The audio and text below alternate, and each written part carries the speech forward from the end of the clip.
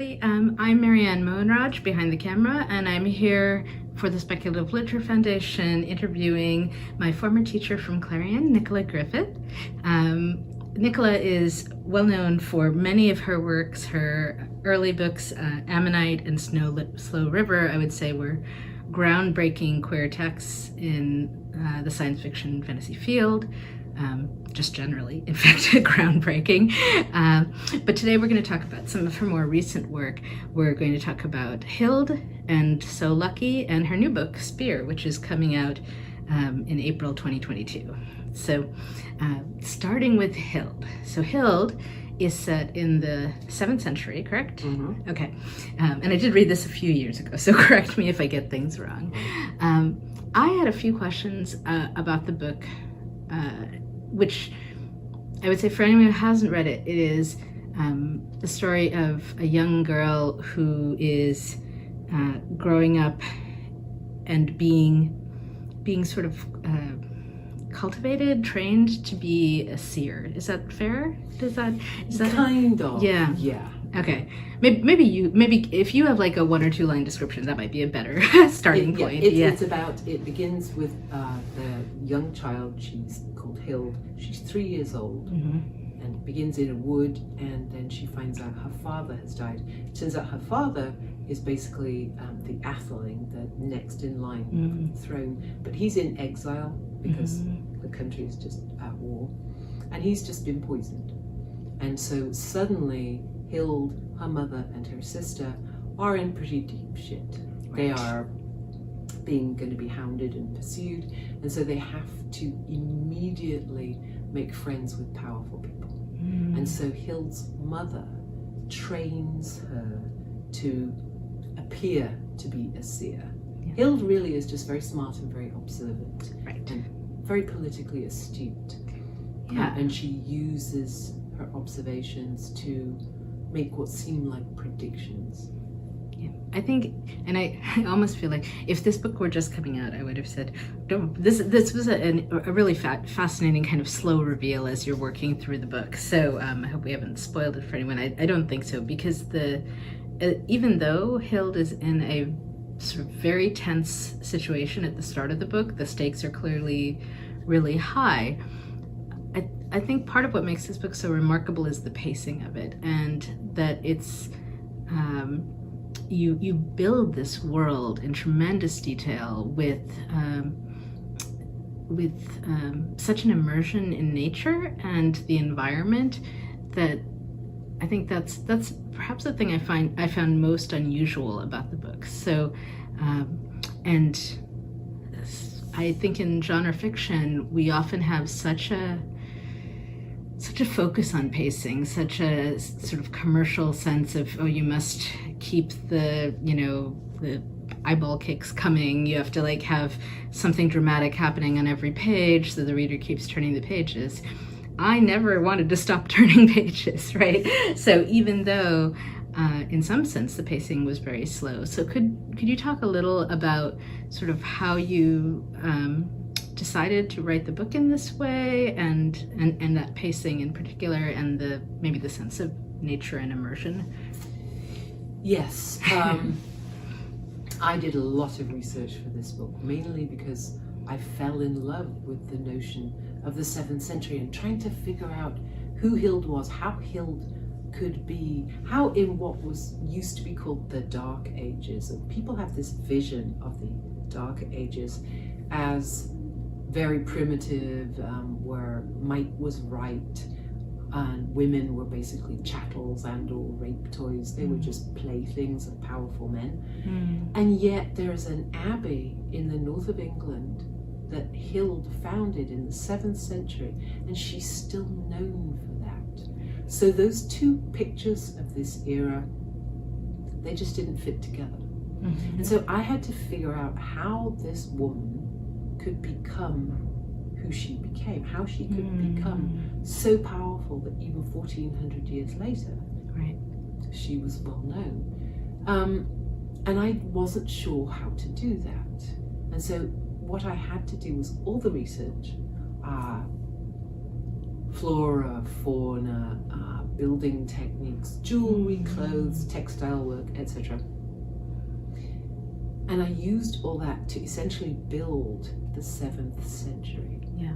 And then I put Hild in it and watched how she reacted to it and how she grew. And I basically learnt through Hild how to tell the story. And I always begin with nature. I love nature, and setting it's my primary joy as a writer. And how detailed do you want me to get? As much as you like. Okay. What my work basically does, and Hild in particular, is I call it norming the other. Okay. And I do that through creating narrative empathy. And I do that using focalized heterotopia, which is, that is to say, to take my focalizing character and create a world for them that is a heterotopia for them. So, for example, Hild is queer, but she never, ever has any stress, harassment, punishment for being queer. So for her, from the queer perspective, it's a heterotopia. Oh, that's really interesting. Yeah, I actually wrote my PhD thesis on this. I can send you a copy. I'd love to see a copy. So nature is a big part of that, because one of the ways to create empathy is to essentially immerse the reader inside this character, except it's actually the other way around. What I do is I get the reader to create the character inside them, so that they are living the character's life. They feel what the character feels, they see what she sees, they smell what she smells. Because there are some basic human emotions, things like fear, lust, excitement, disgust, that are common to all people everywhere. And so if you can get the reader to feel those things, you are bringing them closer to the character. And so I use nature to do that. I put Hild in this place, and it helps also the reader understand how the world works, because a child is learning how her own world works, the way all children do. So it was necessarily a kind of stateliness. And it was easy for me to do that with this book, because it was not a genre book. I mean, it's published as a literary novel by a big literary press, and the rules are slightly different. That's right. And as it was, they actually crunched down the apparent page count. I mean, they didn't crunch down the amount of words, but they used thinner paper and smaller typesetting, because they were terrified of it looking like a big fat fantasy book. Sure. Because there is actually no fantasy in it, even though it really feels like it's fantastic. It does feel fantastical, right? And I think partly it's part of the feel is the is the sort of ways in which she convinces people she's a seer, but I think more than that, you know, a lot of the joy that people get out of reading fantasy and science fiction often has to do with the world building, with being taken to a different place, and immersed in it, and that comes across so strongly here, right? So it's really effective, I think. So, thank you. I loved it. I loved writing that book. I had the best time. I think people have generally loved reading it. So I think my friends all rave about it as well. Okay, I want to cover so much in 45 minutes. We may touch on Hild again, but let me and just to remind myself, the real life person she was based on, who I gather we know almost nothing about her actual life, is Saint Hildegard. Saint Hilda of Whitby. Saint Hilda of Whitby. Who's different from Saint Hildegard von Bingen, right? For several hundred years. Yes, right. Okay, Saint Hilda of Whitby. So I just wanted to clarify that. I was like, I don't think that's right. Okay, that's right. So I got it now. Okay, so Hild came out in 2013, and if I'm remembering right, and I think your next book came in 2018, a very different kind of book, So Lucky. So I don't know how you'd characterize it. To me, it ended up feeling a little like a thriller. Is that fair? My agent describes it as a thriller of the body. Yeah, I have no idea really what that means. Well, it has a little bit of maybe body horror to it in some sense, and kind of exploring the boundaries of like what that means as a genre. It's not a book I expected from you, right? In terms of, it is fast-paced and it is tense and it's tonally so different from Hild. Very different. It's the only book I have ever written that's about an issue. Most of the other things I do the focalized heterotopia, so whether we're talking about disability or queerness or being a woman, my main characters, they're in those senses, it's a heterotopia. So Lucky is actually about what it is like to be disabled. So in that sense, it's really different to all my other work. And she becomes disabled at the start of the book and is struggling with that, right? So this isn't someone who has lived with it for many years and is brand new. Right. And so so your protagonist there, I believe she's like, at the beginning of the book, she's married, she's heading a large AIDS organization, she has stable work, stable life, stable health, and then she's diagnosed with multiple sclerosis. And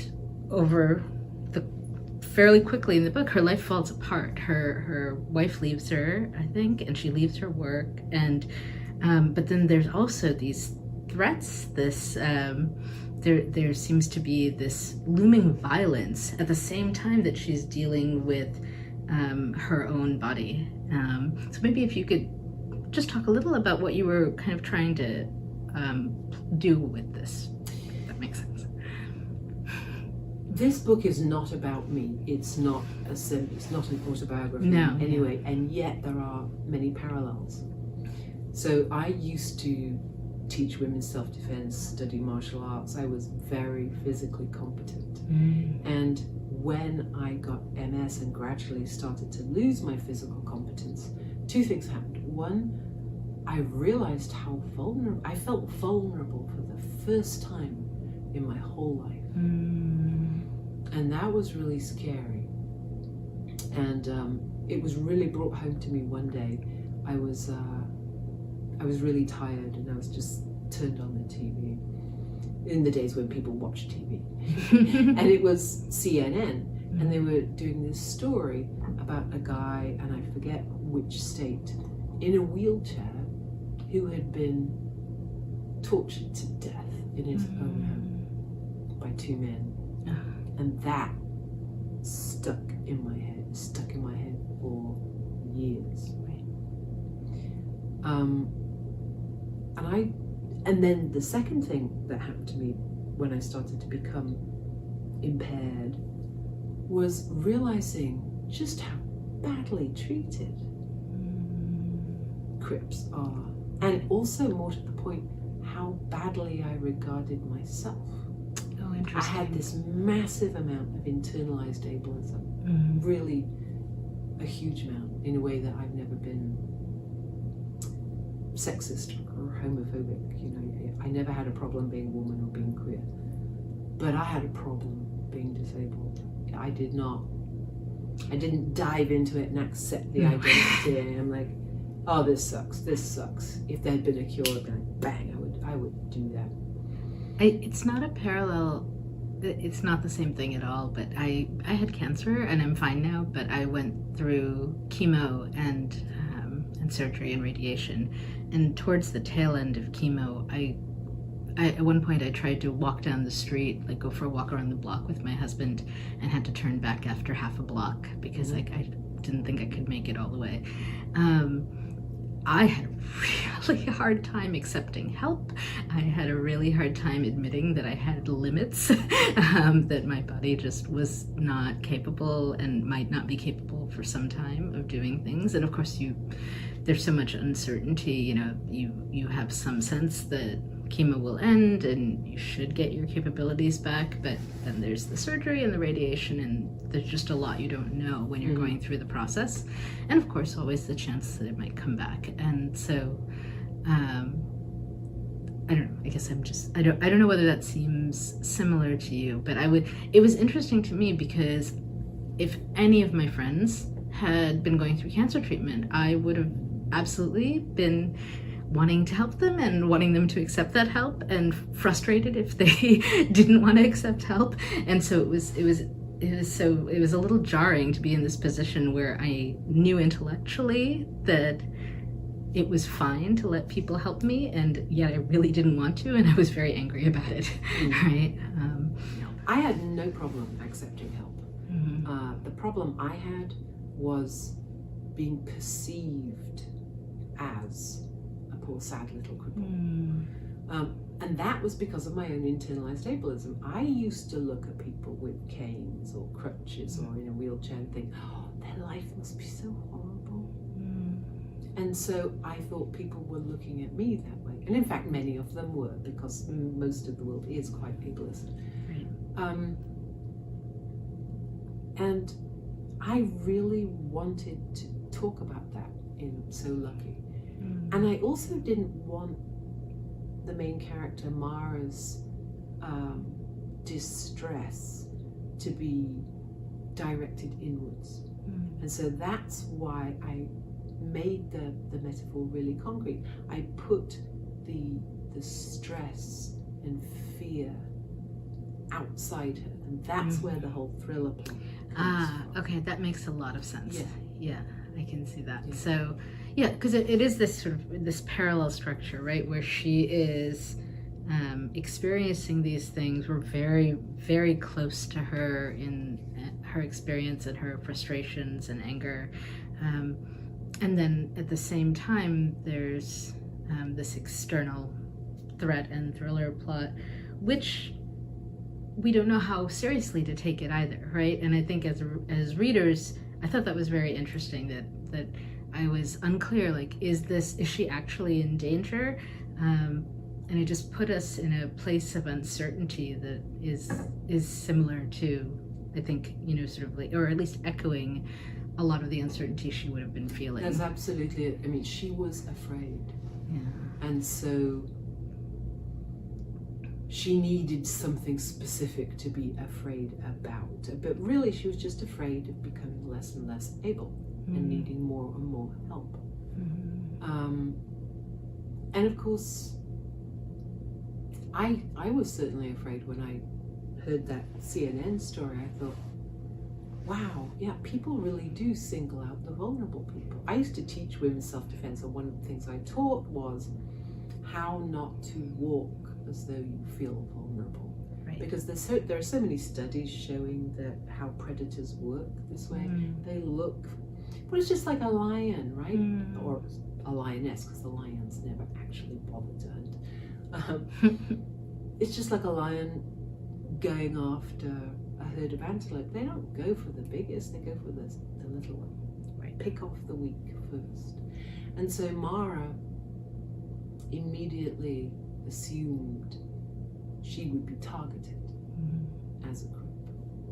And that's where all that came from. Yeah, I have a 14-year-old daughter right now, and I was talking to her about self-defense classes, and we were thinking about taking some this summer, and then I just learned that our high school, all of the sophomores get self-defense classes as part of PE, cool. Which is terrific. So that's coming, which is great.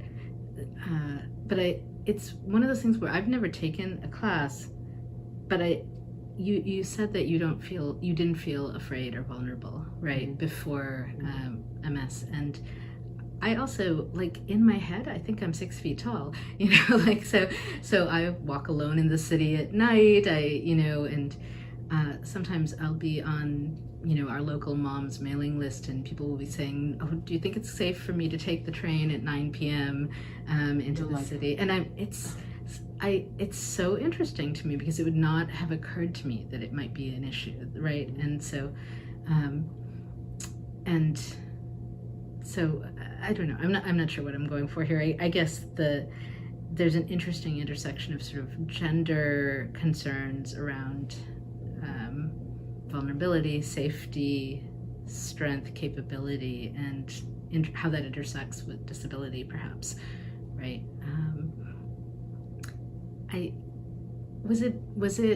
Did it feel very challenging to work so much with material from your own life as compared to the earlier books? I was just talking yesterday with one of the other writers here. We're at ICFA, an academic conference in Florida at the moment, and she was saying that as much as sometimes it can be valuable to write from your own experience, and we have certainly a big press and publishing right now for more own voices representation, which is, I think, a good thing, there's also a way in which you shouldn't feel obliged to write about your own experience, right? You should not feel obliged to monetize your own trauma. Right. That's a great way of putting it, right? So when you came to writing this book about MS and taking it on so directly, maybe if you could talk a little about just like what led you to that. I really didn't want to do it. Yeah. I really didn't want to do it. But it wouldn't go away. It was one of those... Okay, let me explain. I'd written Hild, it was out, and I spent a whole year touring with Hild. I did a hardcover tour in the US, I did a hardcover tour in the UK, and then when I got back from that, I did a paperback tour. I mean, I was exhausted. And I had already started the next Hild book. I'd started Meanwood. And I was just really tired. I was not... And so one of my classic behaviors is avoidance behavior, right? It's like, here's this big thing I should be working on. Let's do something else.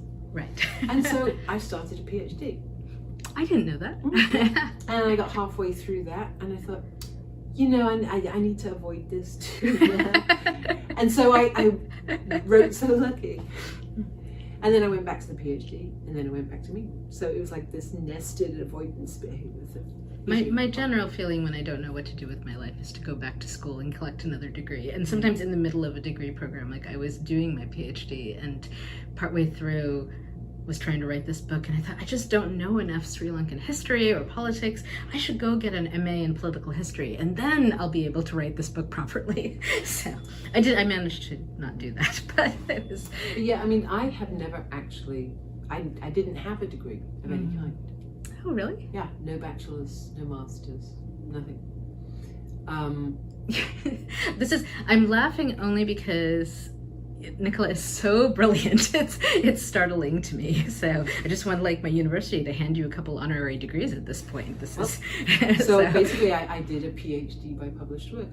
So I went from no qualifications whatsoever to a PhD in 1 year. Wow. And I had to learn so much. But it was great. And it was just the perfect removal from Meanwood for a while. But actually doing the PhD is what made it possible for me to write So Lucky, because it was doing the PhD that taught me how I work, what I write.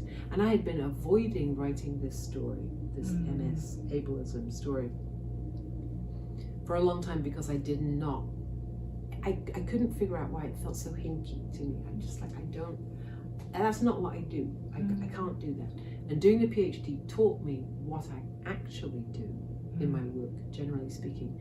And so then I understood what the problem with So Lucky was. It was actually dealing with disability, which made everything very, very clear. It's like, okay, you need to write this story. People need to understand how ableism works. And I just can't avoid it anymore. But now at least I understand why it's going to be so hard for me. why it's going to be not like anything else I've ever done, and not like anything I will ever do again. I'm never going to write a book like that again. It was just, I had to get out. It's so interesting. There's a I went to I think it was MLA, the Modern Language Association conference 2 decades ago. I was a little baby writer, and went to a panel on South Asian literature, and so I was attending the panel, and all the panelists were up there, and they were talking about tropes in South Asian diaspora literature, and one of them said, well, you just have to write your arranged marriage book at some point and get it out of your system. Until you write it, it's just gonna keep poking at you, so just write it, and then you can write all the other books. Which is pretty much what I did with Bodies in Motion. So and it did clear the way. So okay, let's talk a little bit about the new book. Now you keep referring to it as a different name than the one that so you're saying Meerwood? Meanwood is the second Hild book. Okay. And the book that's come out now, Spear, is not part of that trilogy? No, completely different. I misunderstood. Completely different thing. Okay, so yes, because I knew that Hild was supposed to be the first book of a trilogy. So Meanwood, we're going to then continue St. Hilda's story. Yes. Okay, and Spear is someone else entirely. I looked at it, I've pre-ordered, but I don't have it yet. So in a few weeks, it will come to me. But, and I was reading the description, I was like, this doesn't sound like Hild. Okay, it's a different character. So maybe just tell us a little, what's this book about, and what's exciting to you? Spear is set in 6th century Wales. Okay. It's about a young girl who's raised in a cave by her mother, who is traumatized and hiding. And the girl is nameless for a very long time. And eventually she gets her name from her mother, because her mother has not named her, because, as the mother says, naming calls, and she has very good reason to be hiding. But she finally gives in and gives the name to this girl, and the name is Ber Hudhir, which means hard spear or spear enduring, but which becomes Peratir, who of course, it's spelt Peratur, it's pronounced Peratir. And that's basically the beginning of the what is now usually known as the Percival stories, Sir Percival. Okay. So Peratur in my story is a woman, girl then a woman. And so it's essentially a queer Arthurian retelling. And I have loved the matter of Britain since I could read. Me too. And I never ever wanted to write one, because it's a national origin story, and so inevitably it's bound up with all those difficult manifest destiny, nationalist, crap, all that stuff. And it's always about straight, white, able-bodied, rich men. And but I love the idea of Camelot, because it was always meant to be where people fought for justice and truth and a better world. And I wish Camelot had existed, but more to the point, I wish it had people like me in it. And so I just thought, well, fuck this. I'm going to put people like me in it. That's right. And so in my Camelot, there are people of color, disabled people, women people, queer people, polyamorous people. Nice. You know, and I cover the Grail legend, the Percival story, the Merlin Nimue story, and the Arthur Guinevere Lancelot story, all in 45,000 words. I know, it's a slim book, and that's a lot that you've packed in. Meant to be a short story. Oh yeah. And then it grew and it grew and it grew and it grew and it grew. So. Well, I'm thrilled. I love the Arthurian the story is, I at one point thought about becoming an Arthurian scholar, and have always loved them. And I love seeing the changes that happen. I wrote a paper at one point about Guinevere through the ages, and I was looking at how she's depicted by Mallory, then by Tennyson. Tennyson makes me crazy. There's this whole scene where she's in the convent at the end, and Arthur comes to visit her, and she made her face a darkness from her lord. She's like down on the ground with her hair spread out, and I was like, this is not my Guinevere. This is not, and my Arthur would not let her do this either. This is so. And then eventually we get to T.H. White, who I love his take on the three of them. And actually Guy Gabriel Kay and what he does with Fiona Var was very healing for me. I haven't actually read that. Oh yeah, it's lovely. It's just lovely. Mm-hmm. It's funny. The Fiona Var tapestry is one of Kay's earliest works. It's a trilogy. It's not as, I would say, probably as polished as some of his later work, but it starts with 5 college students from our world going to this fantasy world, but one of them, it turns out, is Guinevere reborn, and later in the trilogy, Arthur is woken and called to the battle, and they also raise Lancelot, and it's heartbreaking initially, and then he gives them such a lovely ending. Okay, I don't want to spoil it, but it's so I will tell you that Spear has a great ending. Yay! There is no one that we really care for has a bad time. It's lots of people die. I don't know a lot about Percival, I realize. Is he the one with the questing beast? No, that's one of the other knights? I think so. I mean, it depends which version you're talking about. Okay. But no, essentially you don't need to know a thing about Arthurian literature for this book. And in fact, I would say many people will get 2/3 of the way through it before they realize. Because it feels more like... it feels a bit more like Hild in that way. It immerses you in the world of 6th century Wales. So, well, I think given that, maybe my last question for you, I could talk to you forever, but I'm going to let you go and pack soon. But I'd love for you to talk a little about how you did the historical research for both Hild and Spear.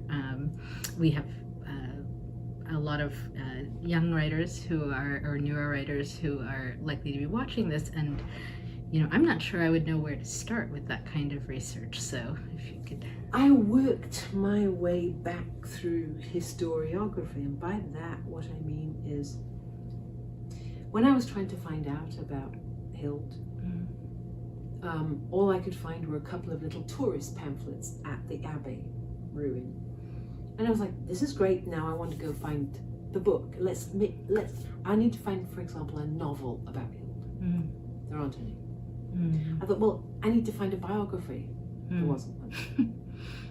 So I thought, well, I don't even really know much about that time. So then I got an old English history book. It's a pretty famous one, written, I don't know if it was written in 1944, but it was published in 1944. So it was very behind the academic research, but it was a beginning. It was kind of like starting with Wikipedia in that way. You get the summary. And I read it, and there really wasn't very much about Hild's era. Really not much at all.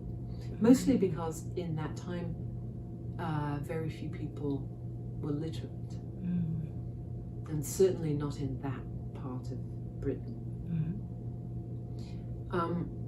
And so then I went to the only source we have for Hild, and that is Bede. And he has 5 pages total in big letters and lots of white space about Hild, and almost all of that is hagiography.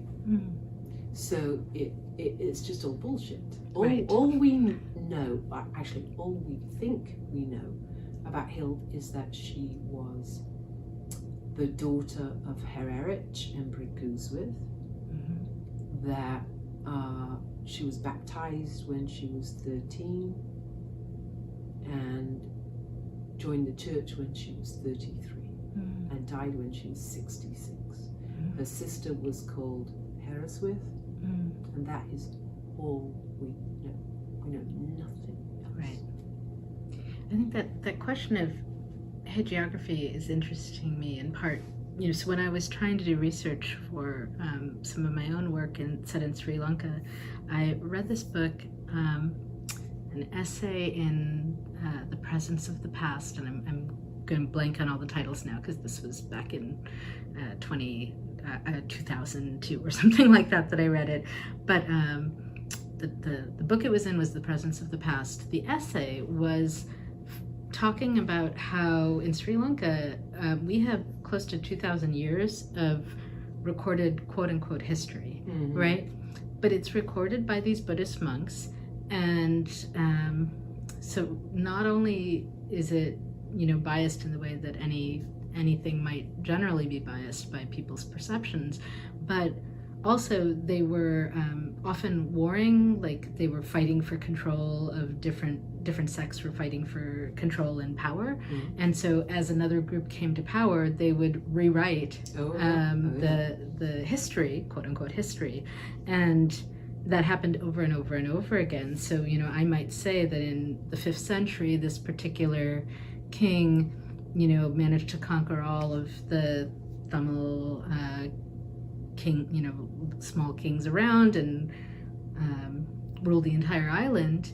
And that might be true, that might not be true. It was certainly a story that would have served the monks of that era and possibly the monks that follow, and it becomes so difficult to parse it out. And yet, and this goes a little to what you were saying, I guess, about the matter of Britain and Arthurian sort of nationalisms and how it supports that in Sri Lanka. This history gets used in service of Sinhala nationalism, right? And is part of what fuels tensions during the conflict, etc. And so it's tricky material to work with in that sense. I maybe with 7th century you didn't have quite the same issues, but well, the biggest issue is that what we did have was written by a monk trained in the whole classics tradition, and of course women's place in tradition, and certainly especially early Christianity was still very Greek and Jewish influence, and there are many gender issues. Yeah. I was working on a video game set at Sigiriya in the 5th century Sri Lanka, and there are still these frescoes on the wall that I've gone to see of these temple maidens, or royal maidens, the king's concubines presumably, but they're bare-breasted, and so the monks have destroyed most of them, earlier monks, and the ones that remain were the ones that were very hard to reach without risking life and limb back in the day, and so it's tremendously frustrating, and you're trying to get a sense of what were these women's lives like, how much power might they have had, and your cues are in the clothes they wear, in the jewelry they wear, in the way they're represented, and the positions that they may be in, whether they have servants, etc. And much of that has just been wiped away, and we don't know. Exactly. Yeah, so. That's the problem. And we just have no information. And so, going back to the research question, I worked my way through. I started with something written in the 40s. And then in the bibliography, I would find other things, and then I would go look at the rest of those people's works. So I traced through footnotes and bibliographies and gradually worked my way up to very recent scholarship. And then, even better, I discovered early career researchers' blogs. And then I was dealing with the people who were actually doing new stuff. And so you could pose questions on blogs, right? And so they didn't know me from Eve, and so I was just like, maybe they thought I was a professor or something. I don't know. And I would just ask a question and they would take it seriously. Or actually, most often, they were so terrified of actually committing an opinion that they would say, we don't know that. And so I actually started to develop little tricks. So for example, there was one point where I wanted to know what 7th century English people thought and felt and how they dealt with dogs. And so I said, so dogs, and they're like, we don't know, we have no idea. I said, okay. So, if Hild had a Pekingese, they're like, no, there were no Pekingese. I'm like, so you do know something. So what else do you know? And eventually, we would get talking and they would just be guessing, and I was fine with that. I just wanted informed guesses. That's right. And then eventually I started to disagree with them and say, oh no, it would not have gone this way. Here's how it would have gone. I worked it out. Right. Oh, that sounds So great. we had great, I would go to places and have a pint with someone I would go to a convention, or I'd go visit my family in the UK, and I would know some medievalist close by, and we'd go to the pub and have a pint and we'd just talk, because they were much more willing to risk opinion when it was not visible to anybody else. Of course, right. Especially if they're early career and, it's they're concerned about reputation and so on. And it's always a little nerve-wracking saying, even when I talk about Sri Lankan history material on here, I keep wanting to wait, let me pause and go check my citations and make sure I'm giving you the right details. So. But I ended up basically doing original research. Yeah. Certainly for Meanwood, one of the things I've spent a lot of time on is solving battles. There are certain battles that occur in a couple of years in the 630s that make no sense. It's like that shouldn't have happened. So how and why did it happen? Oh, that's interesting. So I went and researched the topography and the weapons, and then I worked out how it happened and why it was called that and why it went that way.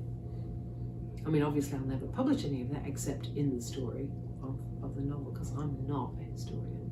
But I think in a different life I could have. You could have been. Yeah, I really enjoy it. You can always, give your notes to somebody who's working on it, and they might incorporate it. So you might give them a little bit of a jump start on something. So, or collaborate, co-author something. So, all right. Well, I've kept you my allotted 45 minutes. This was so wonderful, Nicola. I feel it was such a privilege to be your student, and yeah, if I could. I'm really glad. So. I'm really glad. I don't do a lot of teaching anymore. I mean, I would if I was asked to, but I don't not really a fan of Zoom teaching. I sometimes have a hard time with screens. It's challenging. Yeah. So, but yeah, no, I especially love it when I've actually managed to help somebody. Yeah. I mean, that's part of the joy.